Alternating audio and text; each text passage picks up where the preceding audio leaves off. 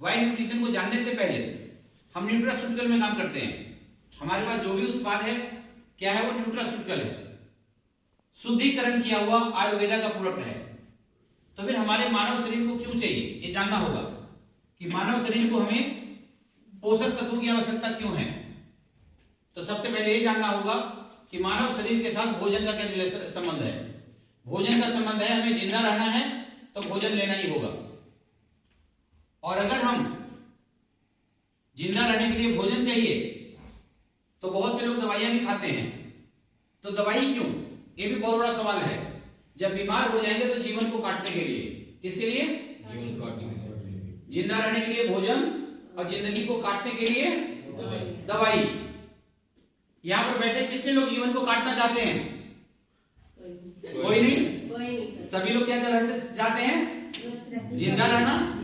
और जिंदा के साथ साथ एक और चीज आता है, स्वस्थ और खुश रहना। क्या आएगा? स्वस्थ रहना और खुश रहना। वो स्वस्थ और खुश हम कब रहेंगे?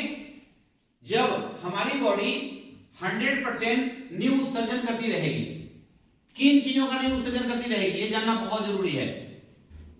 नई उत्सर्जन करने के लिए ये बात जानना है कि जीवन से लेकर मृत्यु तक बॉडी एक ही होता है। सिस्टम विभाग कई होते हैं, शरीर एक विभाग कई, ऑर्गन्स और ज्यादा होता है जिसको हम बोलते हैं अंग।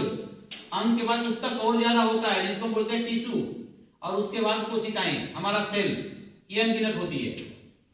एक शब्दों में कहें तो शरीर एक, विभाग कई, अंग और ज्यादा, ऊतक सबसे ज्यादा, कोशिकाएं अनगिनत। अब इन जो कोशिकाएं, हमारा सेल, इसकी उम्र है 90 दिन, 120 दिन और 150 दिन। इतने ही दिनों में मर जाता है।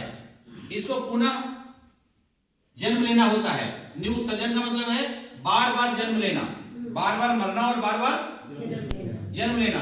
तो न्यू सर्जन जो करते, किस चीज का हमारी बॉडी में बार बार होता है? बॉडी का तो एक ही बार मरना, एक ही बार जीना होता है। लेकिन बॉडी के अंदर न्यू सर्जन किसका बार बार होता है? हमारी कोशिकाओं की।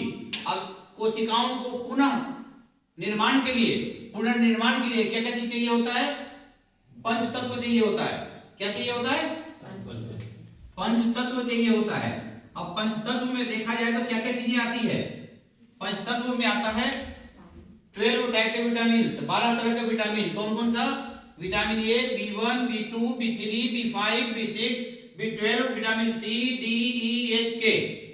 12 तरह के विटामिन हमारी बॉडी के अंदर पंचतत्व में के कॉम्बिनेशन के लिए चाहिए। 19 तरीके की एमिनो एसिड चाहिए होती है हमारी बॉडी को, हम एंजाइम जिसको बोलते हैं। इसमें 10 चाहिए होता है एसेंशियल और 9 होता है नॉन एसेंशियल। इसका मतलब होता है, एसेंशियल का मतलब जो एनी टाइम रोज जरूरत हो, एक ऐसी एंजाइम जिसकी जरूरत रोज हो, और एक ऐसी एंजाइम जो कभी कभी हो, ऑपरेशन हो गया तो, एक्सीडेंट हो गया तो, ज्यादा ब्लड बह गया तो कुछ चीजों की आवश्यकता ज्यादा कभी कभी चाहिए होता है और बॉडी में स्टॉक रहता है। तो सबसे पहले क्या चाहिए? 12 तरह के विटामिन, 19 तरह के एमिनो एसिड्स, 20 तरीके के मिनरल्स। 20 तरह क्या चाहिए होता है? मिनरल। जैसे मिनरल्स मतलब खनिज पदार्थ, किस किस टाइप का? Iron, calcium, potassium, magnesium, sulphur, sodium, titanium, zinc, निकल, आयोडीन इत्यादि। 20 तरह की खनिज पदार्थ हमारी बॉडी को चाहिए होता है। और 275 टाइप के न्यूट्रिएंट्स के कंपाउंड्स होते हैं जिसको हम बोलते हैं पोषकता के अंश। ये पोषकता के अंश कब काम आता है? जब हम अपनी बॉडी को ओवर प्रेशर वर्क करते हैं। हमारी बॉडी की क्षमता है इतना काम करने का 10%, और हम काम कर लेते हैं कई बार 110%। तो हमारी इम्यूनिटी, हमारी बॉडी तभी तक साथ देगा जब तक हमारी बॉडी में कंप्लीट कॉम्बिनेशन में पोषक तत्व है। क्यों? हो सकता है हमारे सेल्स बीमार हो जाते हो सकता है सेल्स वीक हो जाते हो, और सेल्स को बनने में टाइम लगेगा। हमारी बॉडी में एग्जांपल के तौर पे कहते हैं 100 करोड़ सेल्स है। ओवरलोड जब काम किया तो 50 आधे सेल्स बीमार हो गए। तो वहां पे अगर पोषक तत्वों का कॉम्बिनेशन है तो ये सभी पोषक तत्व हमारे सेल्स को हेल्दी भी करता है।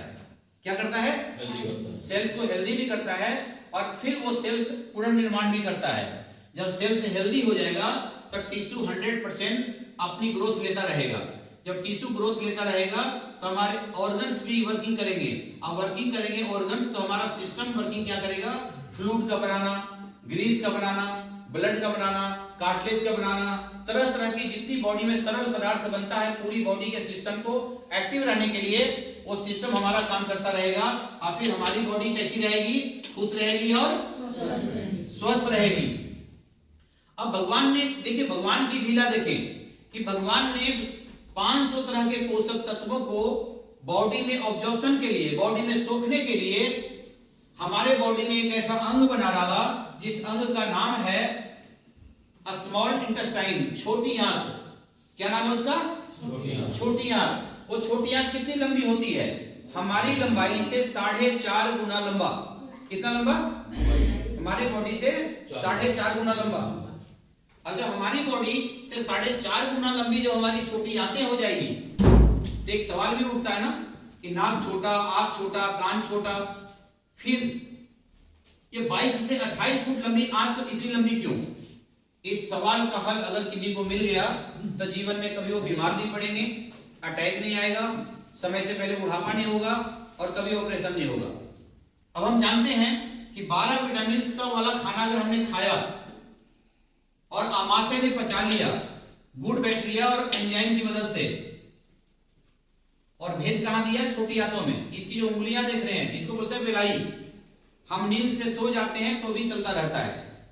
कोई भी अपनी मम्मी जिनकी सो रही है नींद से, मम्मी के पेट पे कान रख के सो जाओ, अंदर गुड़गुड़ गुड़गुड़ की आवाज आएगी। क्या आएगी? आवाज आएगी। वो किसकी आवाज होगी? इस बेलाई की। किसकी आवाज होगी? इस बेलाई की। हम सो जाते हैं, हमारा पंप, हार्ट का पंप चलता रहता है ब्लड सर्कुलेट करने के लिए, दिल चलता रहता है जिंदा रहने के लिए, आत्मा को अंदर रहने के लिए, और आंतों की बेलाई 24 घंटे चलती रहती है पचे हुए खाने में से पोषक तत्वों को सोखने के लिए। यहां तक क्लियर हो गया? चलिए, कोई अच्छी बात पता चले तो कभी कभी आप लोग ताली बजा सकते हैं ताकि पड़ोसी सोए नहीं। अच्छी बातें बताने में भी टैबलेट सो जाते हैं तो पड़ोसी सोए ना, उसके लिए क्या करना है बीच बीच में? हाँ, कुछ खास पॉइंट मिले जो आज से पहले आपके पास नहीं था और आज ही मिला है तो उसके लिए क्लैपिंग अपने लिए कर सकते हैं। आगे बढ़े। इसका मतलब 19 तरह का एमिनो एसिड वाला खाना तो हम खाएंगे पर 19 अलग अलग चेंबर से सोखेगा। जहां से आयरन सोखेगा वहां से कैल्शियम नहीं सोखेगा, जहां से पोटेशियम सोखेगा वहां से मैग्नीशियम नहीं सोखेगा। इसका मतलब 19 तरह के एमिनो एसिड के लिए 19 और 20 तरह के खनिज पदार्थ के लिए और 275 टाइप के पोषकता के अंश के लिए और, तो टोटल कितने चेंबर हो गए हमारे? 500। कितने हो गए? 500। अब पोषक तत्व कितने चाहिए? 500। वो सब के सब भगवान ने कहां डाल दिया है? भोजन में। अब भोजन तो हम करते ही हैं, करते हैं ना? तब भोजन करते हैं तो अब कहेंगे कि जब भोजन करते ही हैं और सभी पोषक तत्व हमें मिलता ही है, बीमार होने के बाद हम दवाई खा ही लेते हैं, ये नया फार्मूला क्या आ गया जी? पोषक तत्व अलग से क्या आ गया? ये हमें क्यों चाहिए? यही सवाल का जवाब आपको चाहिए और यही सवाल का जवाब हमें सबको देना है। वहीं पे अनजान है लोग, क्योंकि पहले के जमाने में इसकी आवश्यकता नहीं थी। क्यों नहीं थी? क्योंकि जैसा मैं फोटो बनाया हूं ऐसा ही फोटो, जैसा जो है भगवान ने जैसा दिया था हमारी आंतें, उसको साफ करने के लिए भगवान ने कच्चे सब्जी में, कच्चे फल में, जो कच्चे सब्जी फल का पानी होता है, कच्चा पानी, वो है सैपोलिन प्रॉपर्टी। क्या है वो? मतलब प्राकृतिक बॉडी को साफ रखता था। बचपन में हम देखते थे, गांव में जाते थे, खेत में जाते थे, कच्ची सब्जी आदि खा जाते थे। सब्जी घर में आती थी, आधा कच्ची सब्जी खा जाते थे, कच्चा ही फल खाते थे, पकने का मौका ही नहीं देते थे।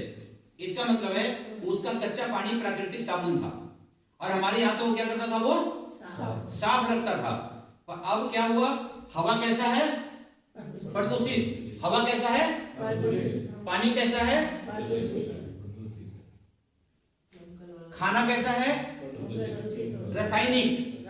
हवा को बोलेंगे प्रदूषित, पानी को बोलेंगे केमिकलाइज और खाना को बोलेंगे रासायनिक। यूरिया खाद क्या है? एक रसायन है। कीटनाशक दवाइयां क्या है? रसायन है। तो इस तरीके से हमारी बॉडी में क्या होगा? पोल्यूटेड हवा की वजह से जब प्रदूषित, इसको लिखना है आप लोगों ने, प्रदूषित हवाएं जब हम लेंगे बॉडी में अंदर तो इसकी वजह से हमारी बॉडी में जमेगी टॉक्सिन। क्या जमेगी? टॉक्सिन। टॉक्सिन का मतलब जहरीली गंदगी। ये हमारी जहरीली गंदगी हमारी बॉडी में डिपॉजिट हो जाएगी। सबसे पहले कहां डिपॉजिट होगी? हमारा खाना कहां से होकर गुजरेगा? लीवर, किडनी, आंतों से। कहां से गुजरेगा? लीवर, किडनी, आंतों से। इस तरीके से काई जमेगी और इस तरीके से ब्लॉक कर देगी। क्या कर देगी? ब्लॉक कर देगी। जब ये ब्लॉक हो जाएगा काफी दिनों तक, तो पोषक तत्व अंदर सोखेगा क्या? नहीं। अब ये जरूरी नहीं कि 500 के 500 पोषक खाना सोखेगा। हो सकता है जहां से B12 आता था वो सोखा, हो सकता है जहां से कैल्शियम आता है वो सोखा। कैल्शियम की कमी हो गई तो हड्डियां कमजोर, B12 की कमी हो गई तो याददाश्त शक्ति गड़बड़, विटामिन सी की कमी हो गई चेहरे पे रौनक चली जाएगी, मतलब जिंक की कमी हो जाएगी तो हीमोग्लोबिन कम हो जाएगा। मतलब 500 में से कौन सा जाम है कौन सा खुला है किसी को भी पता नहीं। पर जब गंदी वाली चीजें खाएंगे तो क्या होगा? साफ होगा नहीं होगा? मतलब गंदा होगा कि नहीं होगा? गंदा अगर होगा तो क्या करने की जरूरत है? साफ करने की जरूरत है, गंदा रखने की जरूरत है? यहां पर बैठे कितने लोग हैं? एक बार ताली बजाइए। सो रहे को है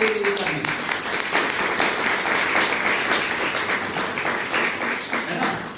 अब हम बात करते हैं कि मानव शरीर के अंदर ऑटोमेटिक प्रणाली 500 तरह के पोषक तत्व का खाना मौजूद है। पहले के जमाने में पोषक तत्व खाने में होता था कितना %? आज के डेट में कितना रह गया है? कितना रह गया है? पहले के जमाने में जब लोग खाना खाते थे तो उनकी बॉडी में पोषक तत्वों का जो रोज ऑब्सेशन होता था, कितना होता था? रोज खाते हैं ना, तो रोज 100% ऑब्सेशन होगा तो कहां रखेगा हमारा शरीर? तो रोज कितना चाहिए था? जो चाहिए था वो ले लेता था, जो नहीं चाहिए वो अपने आप मोशन बन के बाहर निकल जाता था। पहले के जमाने में कब? जब 100% पोषक तत्व वाला खाना खाते थे तब। अब कितने % वाला खाना खाते हैं? अब हमारी बॉडी को कितना % चाहिए रोज खाएंगे तो? कितना चाहिए? अभी भी 49% ज्यादा है कि नहीं है? हमारे खाने में पोषक तत्व अभी भी 49% ज्यादा है कि नहीं? हाँ जी। तो फिर गड़बड़ कहां हुआ है? कहां गड़बड़ हुआ है? खाना खाते हैं, पचाते हैं, पर अवशोषण नहीं होता। ऑब्जॉर्प्शन, गंदी क्या है हमारी? आते हैं।